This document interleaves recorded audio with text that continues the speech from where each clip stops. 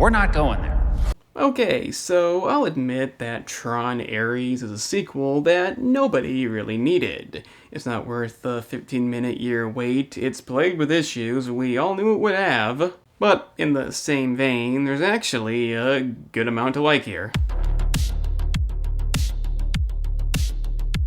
When I say like, I mean what could have been. When characters are one note and the plot is overly predictable, you're kind of DOA. If you've seen the trailer, you pretty much know the movie, and it's again down to visuals to draw you in. Which is not really that special at this point, nor is an AI person finding his humanity, defying orders, doing the right thing, just because, and by the way, that's the movie. A part of me almost wanted to defend it because there are legitimate improvements, given its predecessor, that's not saying much. And to be completely honest, some of these criticisms I don't agree with. You nutter! The idea of an AI protagonist played by Jared Leto, not a fan, seemed to have a why would you do this vibe, but he's actually a relatively subdued and, dare I say, charming lead. Don't get me wrong, it's highly plot driven, he stops being compliant because reasons, but something about it just feels not forced. That's another complaint I hear, maybe throw in a few jokes, break up the dull pacing, and to that I say, they do. I'm not sure what the expectation is from AI, but some clever things are actually said, and for an obedient being finding his humanity, his freedom I guess, I don't see an issue there. On top of that, funny moments are thrown in, like the comic relief being knocked into an arcade machine, and it saying player 3 out. I do like that. And the way Ares can't describe his love for an 80s pop band is another nice touch. It's stuff like that that makes up for the not very good development. Ares is the only character worth noting, but nobody is completely empty. Speaking of empty, unlike Legacy, it's the first movie to not mostly just be the grid.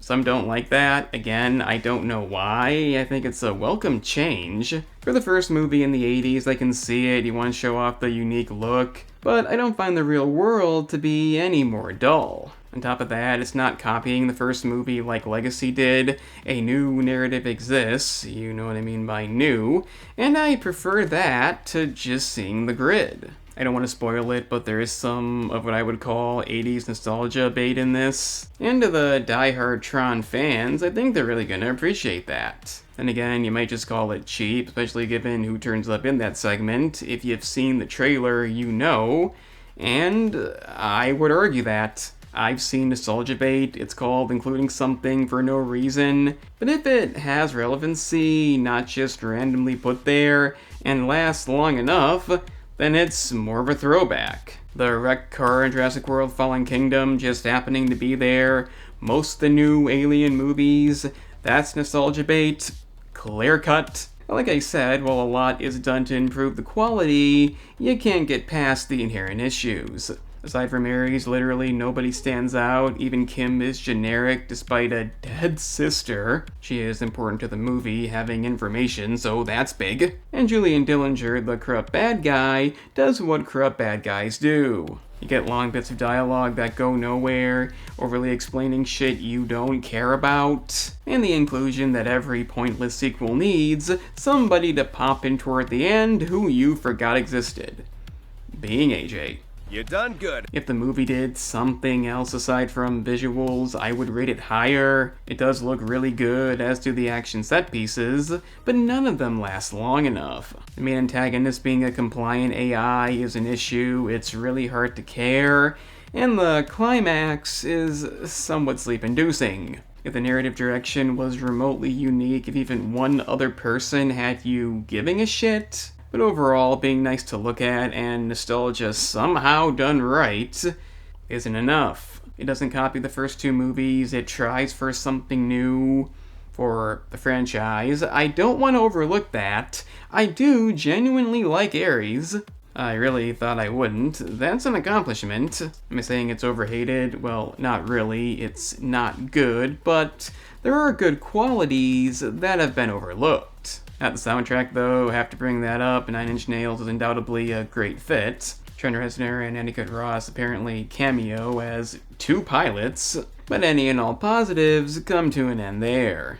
It's an improvement on Legacy, whatever that's worth. I did not hate it, but unless you're a Tron fanatic, I can't recommend it. It does leave room for yet another sequel, so to my Tron-only viewers, see you in a decade. By no means awful, but no suspense and no development is only going so far. Why they made it, still a mystery. And you wasted my time! About halfway through, I wanted to like it. That's saying something, but the key elements needed more attention. It is what it is. So let me know what you thought about Tron Ares down in the comments. If you enjoyed the video, please share it, hit the like button, consider subscribing, and as always, hitting the bell is the only way you'll see new videos.